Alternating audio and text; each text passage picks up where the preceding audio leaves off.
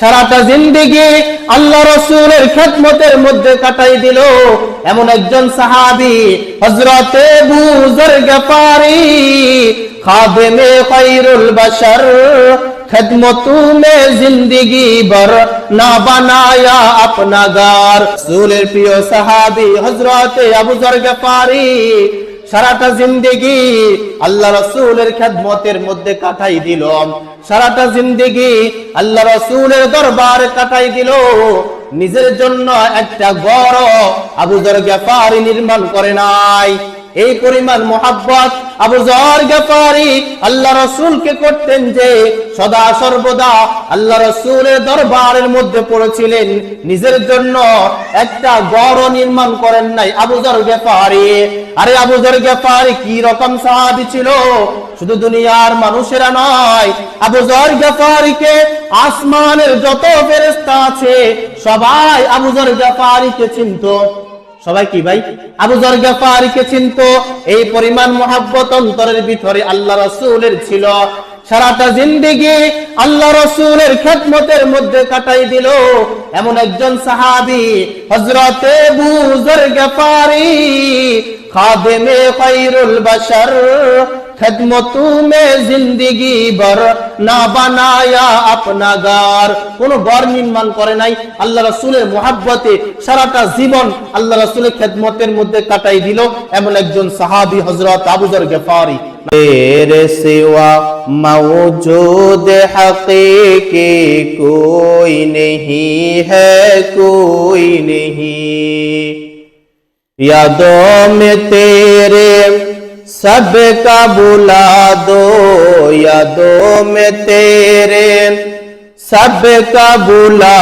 दो कोई ना मुझको याद रहे सब खुशियों को आगे लगा दो सब खुशियों को आगे लगा दो खानाए दिल आबाद रहे अब तू रहे बस तादम आखिर अब तू रहे बस तादम आखिर विरद जुबा आए मेरे इलाहा ला इलाहा इल्लल्लाह ला इलाहा इल्लल्लाह ला इलाहा इल्लल्लाह ला इलाहा इल्लल्लाह ला इलाहा इल्लल्लाह ला इलाहा इल्लल्लाह ला इलाहा इल्लल्लाह ला इलाहा इल्लल्लाह ला इलाहा इल्लल्लाह मुहम्मदुर रसूलुल्लाह सल्लल्लाहु अलैहि वसल्लम अल्हम्दुलिल्लाह আল্লাহ রব্বুল আলামিনের দরবারে অসংখ্য অগণিত শুকর আদায় করি যে আল্লাহ পাক রব্বুল আলামিন আমাকে আপনাকে হাজারো লোক থেকে বাছাই করে জান্নাতের এই বাগানের মধ্যে আসার এবং বসার জন্য আল্লাহ পাক রব্বুল আলামিন আমাকে আপনাকে কবুল করেছেন এই জন্য সে রব্বি করিমের দরবারে শুকর আদায় করি বলি আলহামদুলিল্লাহ। আর যে সমস্ত ভাইরা এখনো আসতে পারে নাই মাইকের আওয়াজ তাদের কানের মধ্যে যাচ্ছে কিন্তু এখনো মসজিদের মধ্যে আসতে পারতেছে না আল্লাহ পাক রব্বুল আলামিন ওই সমস্ত ভাইদেরকে অতি তাড়াতাড়ি মালিকের ঘরে চলে আসার তৌফিক দান করুক। আজকের এই পবিত্র জুমাবার শাবান মাসের দ্বিতীয় জুমা। তো গত সপ্তাহে শাবান মাস সম্পর্কে আলোচনা করেছিলাম। শাবান মাস অনেক দামি মাস একটা।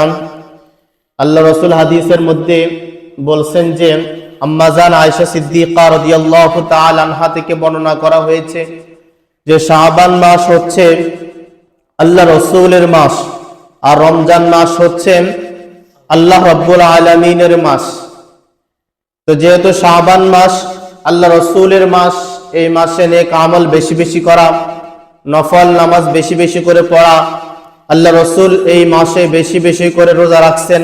শাবান মাসে নফল রোজা, আম্মা জান আয়েশা বলেন যে শাবান মাসে আল্লাহ রসুল যে পরিমাণ রোজা রাখছেন নফল রোজা, অন্য কোন মাসে এই পরিমাণ আল্লাহ রসুল রোজা রাখে নাই।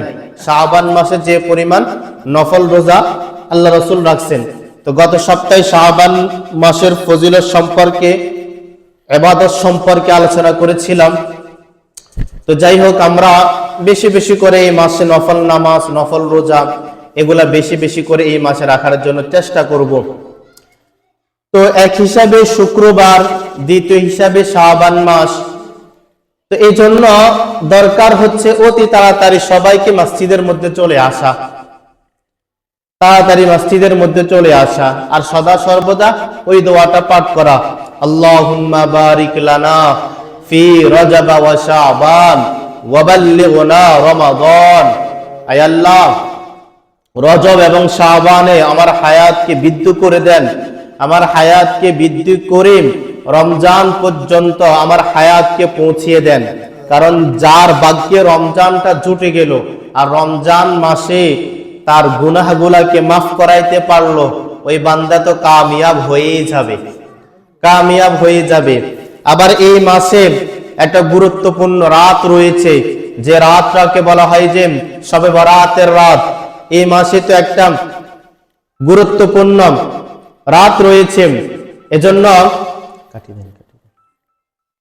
এজন্য প্রত্যেকটা ভাইয়ের দরকার যে অতি তাড়াতাড়ি এই মাসটার মধ্যে কোনো গাফলতি না করা, অতি তাড়াতাড়ি মসজিদের মধ্যে চলে আসা। তো যাই হোক, যেহেতু পরের সপ্তাহে শুক্রবার আমাদের শবে বরাত রাত পড়বে, অর্থাৎ শুক্রবারেই পড়বে, শুক্রবারেই পড়বে। তো ইনশাআল্লাহ শুক্রবার রাত্রে আলোচনা হবে। আবার পরের সপ্তাহে শুক্রবার একটা দিবস রয়েছে, যে দিবসটাকে বলা হয় 14 ফেব্রুয়ারি।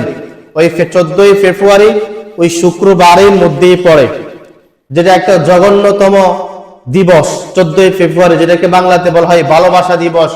তো ইনশাআল্লাহ আজকে 14 ফেব্রুয়ারির ইতিহাস এগুলা নিয়ে একটু আলোচনা করার জন্য চেষ্টা করব।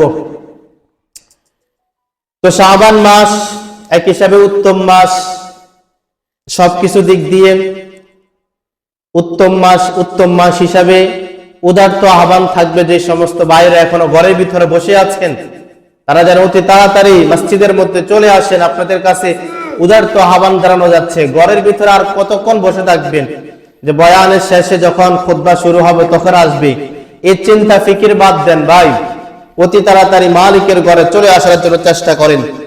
তো বলতেছিলাম যে 14 ফেব্রুয়ারি ভালোবাসা দিবস। তো এই ভালোবাসা দিবস সম্পর্কে একটু আলোচনা করার জন্য চেষ্টা করব। আল্লাহ পাক রব্বুল আলামিন আমাদের সবাইকে সবগুলা মনোযোগ সহকারে শোনার তৌফিক দান করবেন। তো আমি যে আয়াতে কারিমা তেলাওয়াত করেছি, এই আয়াতে কারিমার মধ্যে আল্লাহ পাক রব্বুল আলামিন বলেন, বিসমিল্লাহির রহমানির রহিম, ওয়াল্লাযীনা আমানু আশাদ্দু হুব্বাল লিল্লাহ। আল্লাহ পাক রব্বুল আলামিন বলেন, ওয়াল্লাযীনা আমানু আশাদ্দু হুব্বাল লিল্লাহ।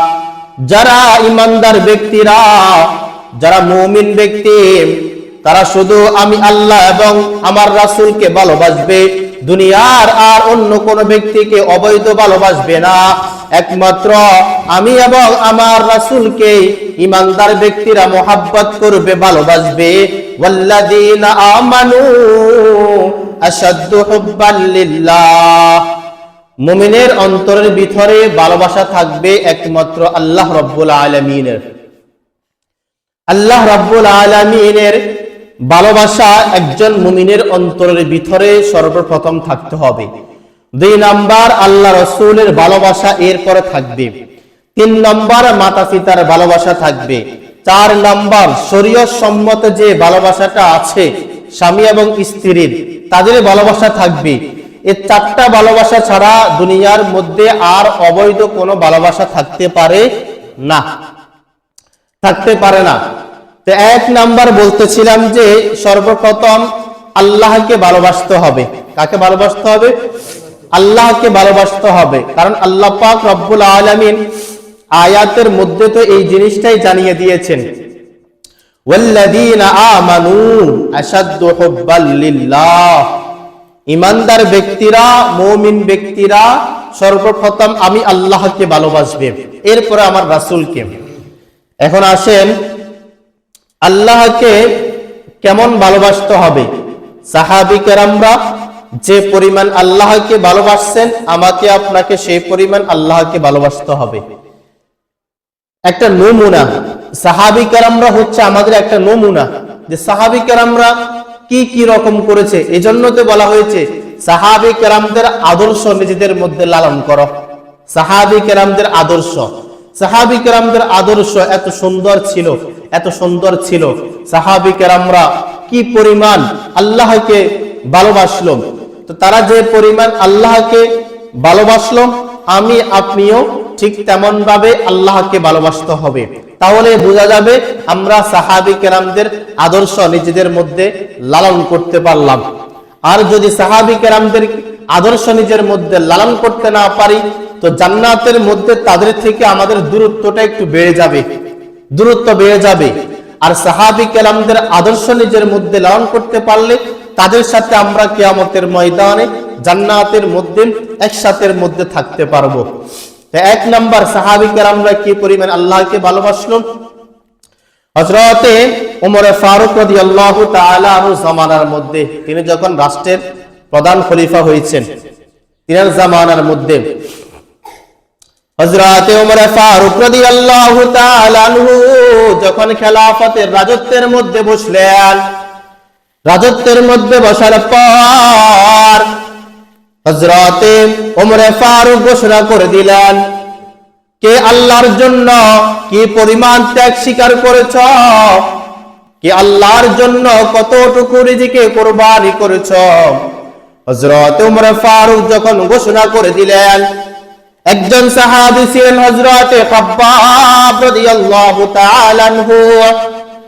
হযরতে খাব্বাব রাদিয়াল্লাহু তাআলা আনহু এই কথা শোনা মাত্রই তিনার জামাটা উঠিয়ে দিলেন। আর ওমর ফারুক দেখতেছিলেন হযরতে খাব্বাবের ফিটের মধ্যে কোনো মাংস ছিল না। ঈমান আনার কারণে, আল্লাহকে মুহাব্বত করার কারণে মক্কার কাফেররা হযরতে খাব্বাবকে উত্তপ্ত তেলের মধ্যে, কয়লার মধ্যে হযরতে খাব্বাবকে বসিয়ে দিত, যার কারণে হযরতে খাব্বাবের ফিটের মধ্যে, মাজার মধ্যে কোনো মাংস ছিল না। শুধুমাত্র আল্লাহকে মুহাব্বত করার কারণে, আল্লাহকে ভালোবাসার কারণে। কাকে ভালোবাসার কারণে? আল্লাহকে ভালোবাসার কারণে এই পরিমাণ হযরতে খাব্বাবকে কষ্ট সহ্য করতে হয়েছে। ফিটের মধ্যে কোনো মাংস ছিল না, মাজার মধ্যে কোনো মাংস ছিল না, উত্তপ্ত কয়লার মধ্যে এমনকি উত্তপ্ত তেলের মধ্যে হযরতে খাব্বাবকে শুয়ে দেওয়া হয়েছে। এইরকম তাদের ঈমান জজবা ছিল। আল্লাহকে তারা এই পরিমাণ মুহাব্বত করেছে, এই পরিমাণ তারা আল্লাহকে ভালোবেসেছে, এই পরিমাণ ভালোবেসেছে আল্লাহকে। সাহাবী কেরামদের মধ্যে একজন সাহাবী, যে সাহাবীর ঘটনাগুলো আমি প্রায় বলে থাকি, হযরতে বেলাল রাদিয়াল্লাহু তাআলা আনহু। অন্যতম মুহাব্বত আল্লাহর, মানে তার অন্তরের ভিতরে আল্লাহর মুহাব্বত এই পরিমাণ ছিল হযরতে বেলাল রাদিয়াল্লাহু তাআলা আনহুর মধ্যে। এবং কি সাহাবী কেরামদের মধ্যে একেবারে দামি একজন সাহাবী ছিলেন হযরতে বেলাল। মদিনার মুয়াজ্জিন ছিলেন। কোথায় মুয়াজ্জিন ছিলেন ভাই? মদিনার মসজিদের মুয়াজ্জিন ছিলেন হযরতে বেলাল। আল্লাহ রাসূল ইমাম ছিলেন আর হযরতে বেলাল ছিলেন মুয়াজ্জিন। এমন দামি ব্যক্তি ছিলেন হযরতে বেলাল। এই পরিমাণ দামি ব্যক্তি ছিলেন যে ব্যক্তিটা আল্লাহ রাসূল যখন মেরাজে গিয়েছিলেন, যে আল্লাহ রাসূল যখন জান্নাতের মধ্যে প্রবেশ করলেন, জান্নাত এবং জাহান্নাম উভয়টার মধ্যে আল্লাহ রাসূল প্রবেশ করছেন। যখন জান্নাতের মধ্যে গিয়েছিলেন তখন দেখতে পাইলেন যে আল্লাহ রাসূলের আগে কে যেন জান্নাতের ভিতর হাঁটতেছিলেন। আল্লাহু আকবার। জান্নাতের মধ্যে হাঁটতেছিলেন। আল্লাহ রাসূল ভাই জিবরাইলকে জিজ্ঞেস করলেন, ও ভাই জিবরাইল, এরা কারা? জান্নাতের মধ্যে আমার আগে কার জুতার আওয়াজের শব্দ শোনা যায়? কে আমার আগে জান্নাতের মধ্যে আসলো? তখন জিবরাইল আলাইহিস সালাম তখন বলতেছিলেন, হযরতে বেলাল মদিনার মধ্যে হাঁটে, কিন্তু এই জুতার আওয়াজটা আল্লাহ তাআলা জান্নাতের মধ্যে পৌঁছিয়ে দিয়েছেন। হাঁটে মদিনার মধ্যে। কোথায় হাঁটে ভাই? মদিনার মধ্যে। আর জুতার আওয়াজের শব্দ শোনা যায় জান্নাতের মধ্যে। এরকম সাহাবী ছিলেন হযরতে বেলাল। হবে না কেন? কারণ সেই ব্যক্তিটা আল্লাহর জন্য এবং কি আল্লাহর প্রতি মোহাব্বত এই পরিমাণ ছিল হযরতে বেলালের। হযরতে বেলালের এই পরিমাণ ছিল, হযরতে বেলালের অন্তরের ভিতরে মালিকের মোহাব্বত, মালিকের ভালোবাসা হযরতে বেলালের অন্তরের ভিতরে এই পরিমাণ ছিল। একদিনের ঘটনা, হযরতে বেলাল উমাইয়ার দাস ছিল। হযরতে বেলাল যখন আল্লাহকে মোহাব্বত করে ইসলাম গ্রহণ করলো, উমাইয়া যখন জানতে পারলো হযরতে বেলাল ইসলাম গ্রহণ করেছে, আল্লাহকে মোহাব্বত করে, উমাইয়া একদিন হযরতে বেলালকে মদিনার উত্তপ্ত বালুর মধ্যে টানা হিসরা করে। আমাদের দেশের যে গরমগুলা হয়, গরম যে আসে, মদিনার মধ্যে কিন্তু এর থেকে আরো বেশি গরম হয়, ঠিক না ভাই? আরব দেশের মধ্যে গরমটা একটু বেশি হয়। তো এরপর মরুভূমির অঞ্চলের ভিতরে তো বালুগুলা উত্তপ্ত হয়ে থাকে, গরম হয়ে থাকে। এই বেলালকে মদিনার উত্তপ্ত বালুর মধ্যে টানা হিসরা করে। উত্তপ্ত বালুর মধ্যে হযরতে বেলালকে টানা হিসরা করে। হযরতে বেলালকে উমাইয়া মারতে মারতে মারতে মারতে, চাবুকের আঘাত করতে করতে হযরতে বেলালকে মাটির সাথে হযরতে বেলালকে শুয়ে ফেলে। এবার উমাইয়া বলতেছিল, দেখো না বেলালের জবান থেকে কোন শব্দটা উচ্চারণ হয়, আল্লাহ শব্দ কি উচ্চারণ করে কিনা দেখো না একটু। যখন শুনতে পাইল হযরতে বেলাল এখনো তার জবানের মাধ্যমে মালিককে ডাকতে থাকে, আহাদ আহাদ, আল্লাহ আল্লাহ, আল্লাহকে বেলাল ডাকতে থাকেন, তখন উমাইয়া হযরতে বেলালের জিহ্বাটাকে বের করে হযরতে বেলালের জিহ্বার মধ্যে ফেরাক মেরে দিল।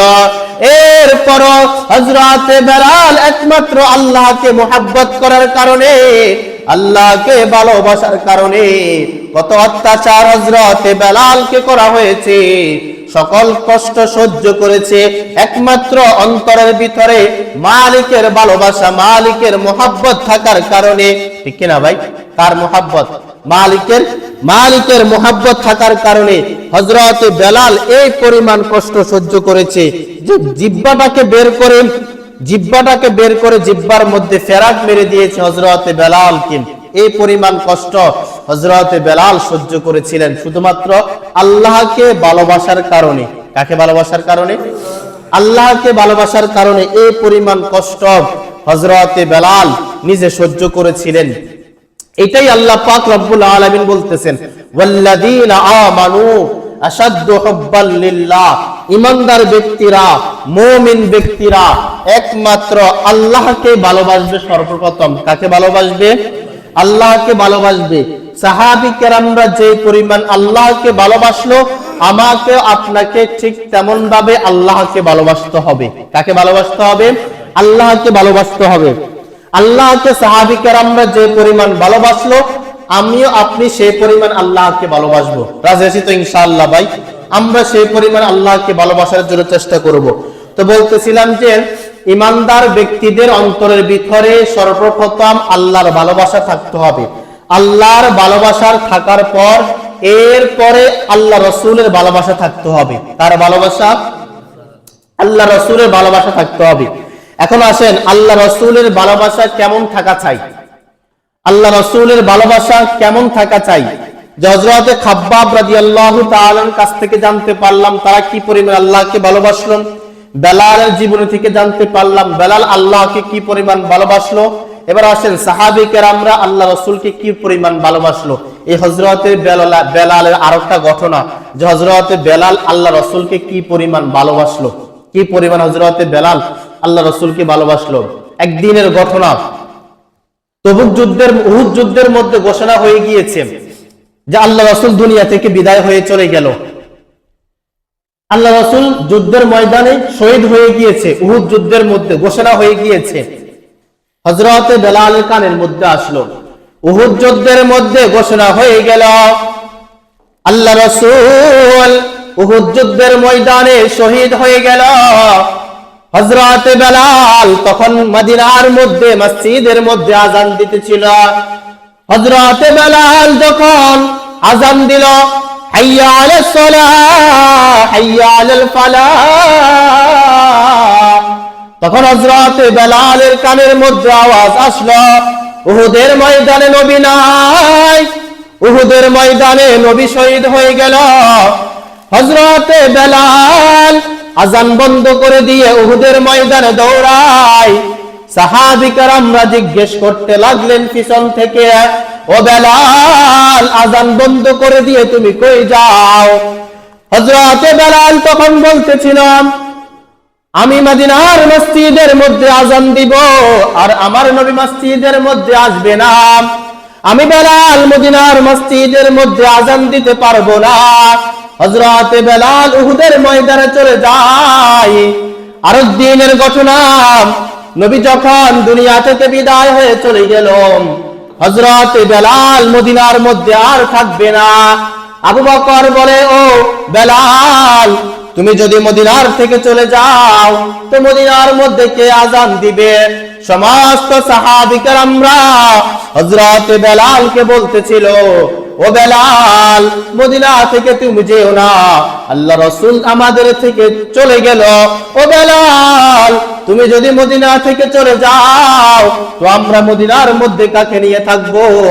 হযরত বেলাল তখন বলতেছিল যে, আমি বেলাল মদিনার মসজিদের মধ্যে আযান দিব, আর মদিনার মসজিদের মধ্যে আমার নবী আসবে না। আমি বেলাল মদিনার মসজিদের মধ্যে আযান দিতে পারবো না। হযরত বেলাল মদিনা থেকে বের হয়ে চলে যায়। মদিনার মধ্যে হযরত বেলাল আযান দিবে না। অন্তরের ভিতরে রাসূলের মুহাব্বত কি পরিমাণ থাকলে হযরত বেলাল এই সিদ্ধান্ত নিতে পারে যে মদিনার মধ্যে আমি বেলাল আযান দিব, আর আমি যখন আশহাদু আন্না মুহাম্মাদার রাসূলুল্লাহ বলি, আর আমার নবী মসজিদের মধ্যে আসবে না, আমার নবী মসজিদের মধ্যে আসবে না, আমি বেলাল কি করে মসজিদের মধ্যে আযান দিব? আমি বেলাল আযান দিব আর আমার নবী আসবে না, আমি বেলাল কখনো আযান দিতে পারবো না। বেলালের অন্তরের ভিতরে কি পরিমাণ মুহাব্বত, কি পরিমাণ মুহাব্বত থাকতে পারে। তো এরকম ভাবে 6টা মাস, কোন কোন মুফাসসির কেরামরা বলেন যে 6 মাস অথবা 2 বছর অতিবাহিত হয়ে গেল যে বেলাল মদিনা মসজিদের মধ্যে আসে না, মদিনার মসজিদের মধ্যে আসে না। তা একদিন স্বপ্নযোগের মধ্যে আল্লাহ রাসূল দেখতে পাইলেন, ও বেলাল, মদিনার মধ্যে কি আসতে মন চায় না? ও বেলাল, মদিনার মধ্যে কি তোমার আসতে মন চায় না? মদিনার মধ্যে কি তুমি আর আযান দিবা না? আমি রাসূলের রওজা মুবারকের মধ্যে কি তুমি আসতে মন চায় না? আল্লাহ রাসূল বেলাল রাদিয়াল্লাহু তাআলা যখন স্বপ্ন দেখলেন, স্বপ্ন থেকে জাগ্রত হয়েন হযরত বেলাল সকালবেলা উঠে মদিনার মধ্যে চলে আসলো। সমস্ত সাহাবী কেরামরা চলে আসলো যে বেলাল আসলো। তো বেলাল যখন মদিনার মসজিদের মধ্যে আযান দিতে লাগলো, যখন এই শব্দটা উচ্চারণ করতেছিল, আশহাদু আন্না মুহাম্মাদার রাসূলুল্লাহ, হঠাৎ করে বেলাল ঘুরে পড়ে গেল যে আমি বেলাল নবীকে ডাক, নবীর নাম উচ্চারণ করব, কিন্তু নবী মসজিদের মধ্যে আসবে না, আমি বেলাল মদিনার মধ্যে আসতে পারবো না, আমি বেলাল মদিনার মধ্যে আযান দিতে পারবো না। কি পরিমাণ মুহাব্বত অন্তরের ভিতরে ছিল হযরত বেলালের। এই পরিমাণ অন্তরের ভিতরে রাসূলের মুহাব্বত থাকতে হবে হযরত বেলালের যে পরিমাণ ছিল। এটাই আল্লাহ পাক রব্বুল আলামিন বলতেছেন, ওয়াল্লাযীনা আমানু আশাদ্দু হুব্বাল লিল্লাহ, যে মুমিনের অন্তরের ভিতরে একমাত্র সর্বপ্রথম আল্লাহর ভালোবাসা থাকতে হবে, 2 নাম্বার আল্লাহ রাসূলের ভালোবাসা থাকতে হবে। 2 নাম্বার কার ভালোবাসা থাকতে হবে ভাই? আল্লাহ রাসূলের ভালোবাসা থাকতে হবে। আল্লাহ রাসূল একজন প্রিয় সাহাবী ছিলেন হযরত আবু যর গিফারি। নাম কি ছিল ভাই? হযরত আবু যর গিফারি। হযরতে আবু যর গিফারি খাদেমে খায়রুল বাশার, হযরতে আবু যর গিফারি খাদেমে খায়রুল বাশার, খিদমতু মে জিंदगी भर ना बनाया अपना घर। রাসূলের প্রিয় সাহাবী হযরতে আবু যর গিফারি সারাটা জিন্দেগি আল্লাহ রাসূলের খিদমতের মধ্যে কাটাই দিল, সারাটা জিন্দেগি আল্লাহ রাসূলের দরবারে কাটাই দিল। নিজের জন্য একটা ঘর আবু যর গিফারি নির্মাণ করে নাই।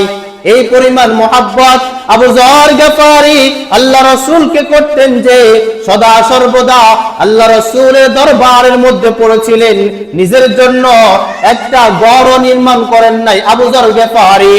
আরে আবু যর গফারি কি রকম সাহাবী ছিল, শুধু দুনিয়ার মানুষেরা নয়, আবু যর গফারিকে আসমানের যত ফেরেশতা আছে সবাই আবু যর গফারিকে চিনতো। সবাই কি ভাই? আবু যর গফারিকে চিনতো। এই পরিমাণ মহব্বত অন্তরের ভিতরে আল্লাহ রাসূলের ছিল।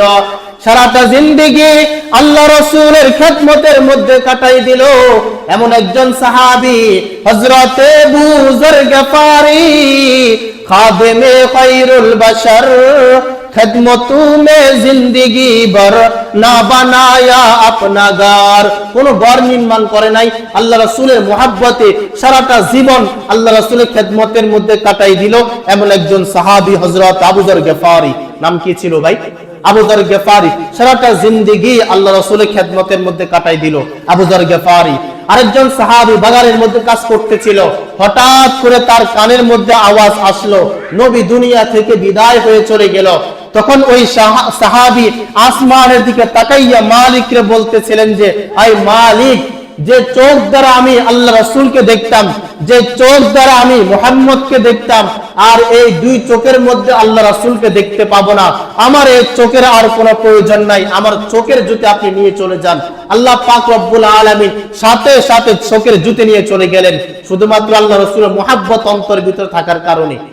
এই চোখ দ্বারা আমি রাসূলকে দেখতাম, আর এই চোখ দ্বারা আমি রাসূলকে দেখতে পাবো না, এই চোখের আমার কোনো প্রয়োজন নাই, অন্তরের ভিতরে রাসূলের মুহাব্বত থাকার কারণে। আর এক মহিলা সাহাবীর যখন শুনতে পাইল যে উহুদ যুদ্ধের মধ্যে আল্লাহ রাসূল শহীদ হয়ে গেল, তখন ওই যুদ্ধের মধ্যে ওই মহিলার বাবা, স্বামী, ছেলে সন্তান যুদ্ধের ময়দানে ছিল।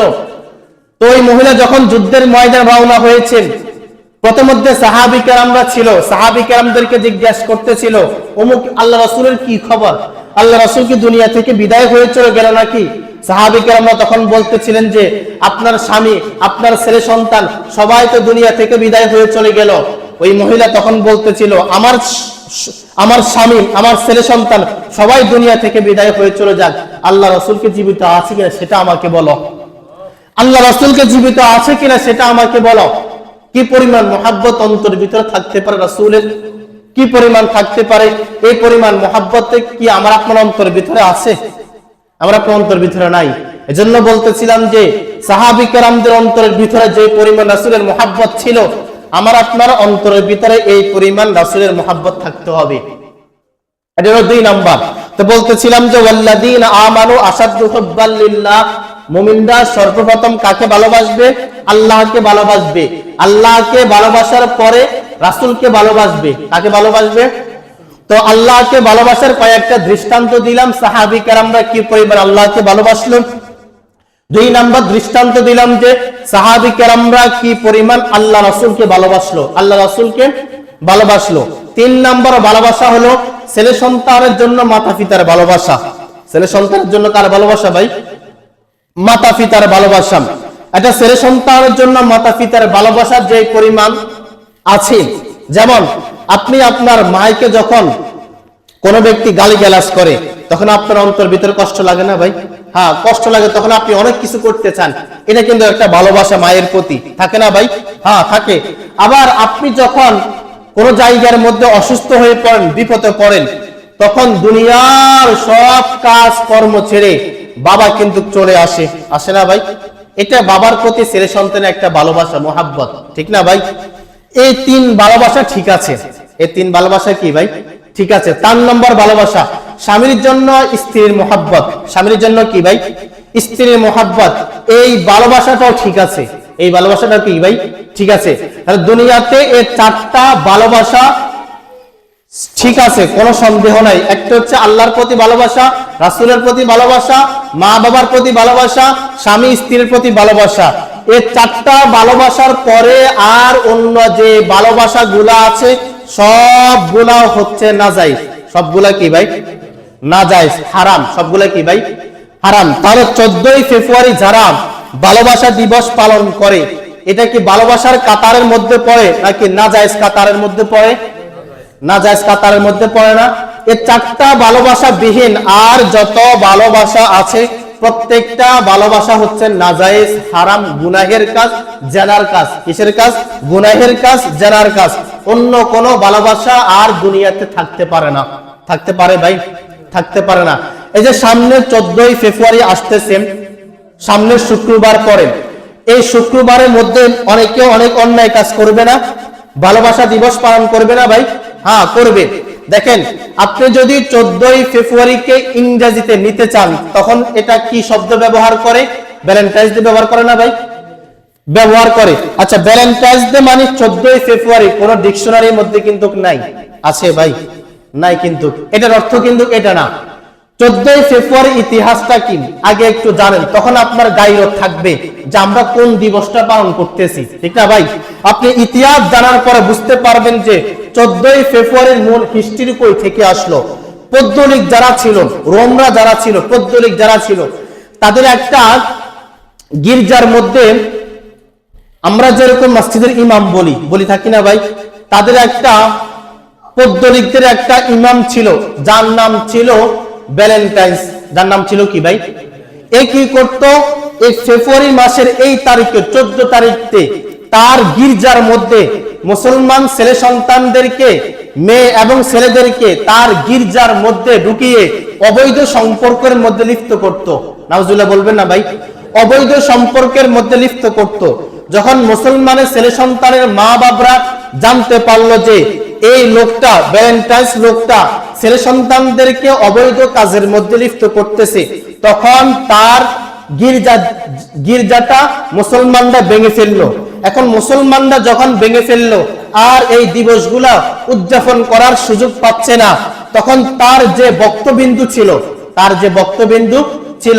তার বক্তবিন্দুগুলা এগুলাকে নামকে পরিবর্তন করে দিয়ে নাম দিয়েছে ভারতবর্ষের মধ্যে আস্তে আস্তে এখন আমাদের বাংলাদেশের মধ্যে এসে এটার নাম হয়ে গিয়েছে 14ই ফেব্রুয়ারি। 14 কি হয়েছে ভাই? 14ই ফেব্রুয়ারি। অথচ যদি ইংরেজি শব্দ আপনি যদি তাকান, ভ্যালেন্টাইন্স ডে মানে 14ই ফেব্রুয়ারি, এরকম অর্থ কিন্তু কোন ডিকশনারির মধ্যে নাই। আছে ভাই? নাই। কিন্তু তাহলে নাম হচ্ছে একটা, নামকে বিকৃত করে আমি আপনি ব্যবহার করতেছি আরেকটা, আর এই ব্যবহার গুলাকে নাম দিয়ে মুসলমানের ছেলে সন্তান জেনাহের কাজের মধ্যে লিপ্ত হচ্ছে, অবৈধ সম্পর্কের মধ্যে লিপ্ত হচ্ছে, ঠিক না ভাই? তাহলে এই দিবসগুলো পালন করা যাবে? পালন করা যাবে না। আল্লাহ রাসূল হাদিসের মধ্যে বলে দিয়েছেন, মান তাশাব্বাহা বিকওমিন ফাহুয়া মিনহুম, যে যে জাতির অনুসরণ করবে তার হাসর তার সাথে হবে। আপনি যদি ইহুদি খ্রিস্টানদের এই কৃষ্টি কালচার 14ই ফেব্রুয়ারি ভালোবাসা দিবস উদযাপন করেন, তাহলে আল্লাহ রাসূল হাদিস দ্বারা স্পষ্ট প্রমাণিত, মান তাশাব্বাহা বিকওমিন ফাহুয়া মিনহুম, আপনি ইহুদি খ্রিস্টানদের কৃষ্টি কালচার 14ই ফেব্রুয়ারি ভালোবাসা দিবস উদযাপন করার কারণে আপনার হাসর তাদের সাথেই হবে। হ্যাঁ, আপনি মা বাবা হিসাবে তাদেরকে বাধা না দেন, তো কিয়ামতের ময়দানে আপনাকে মালিকের আদালতের মধ্যে দাঁড় করানো হবে।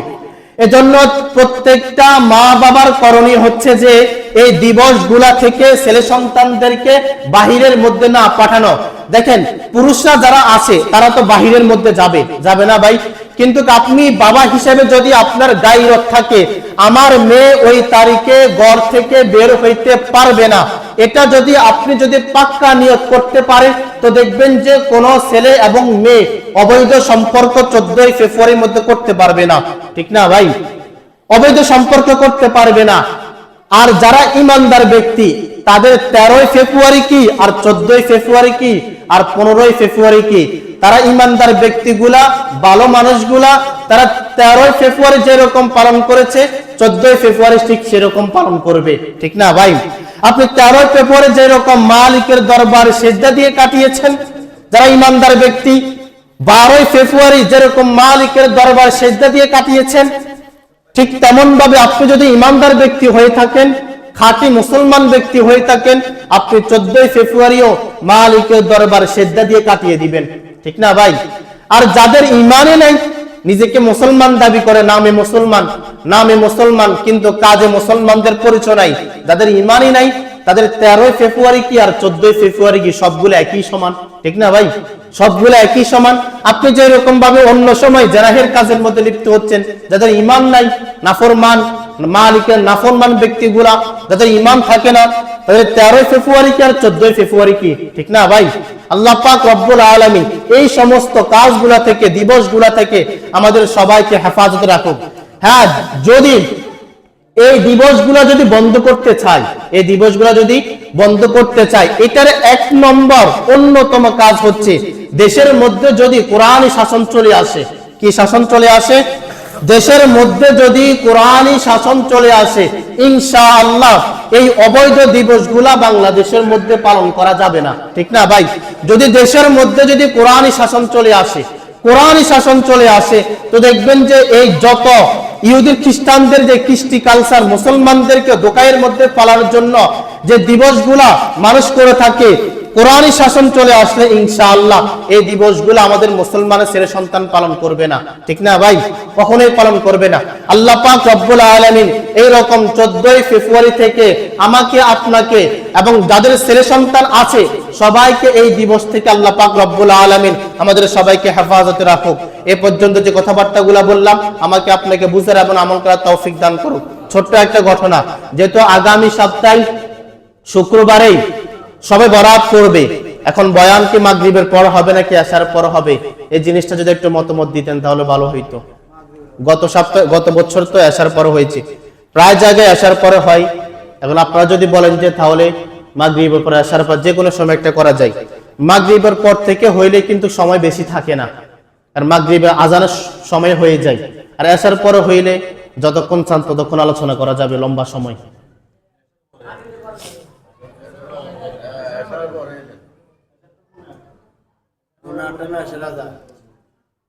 7:10 আজান দেয়, আর এখান দিয়ে আবার মাগরিবের নামাজ পড়তে পড়তে প্রায় 6:25 মতন চলে যায়। তাহলে 7:10 আজান দিলেই সময় একেবারে সংক্ষিপ্ত সময় থাকে।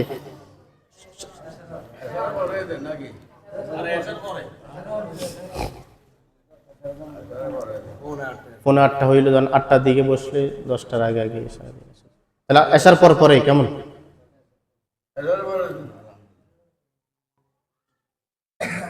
ঠিক আছে, ইনশাআল্লাহ আসার পরে আল্লাহ পাক যদি তৌফিক দান করে ইনশাআল্লাহ আসার পরে আলোচনা।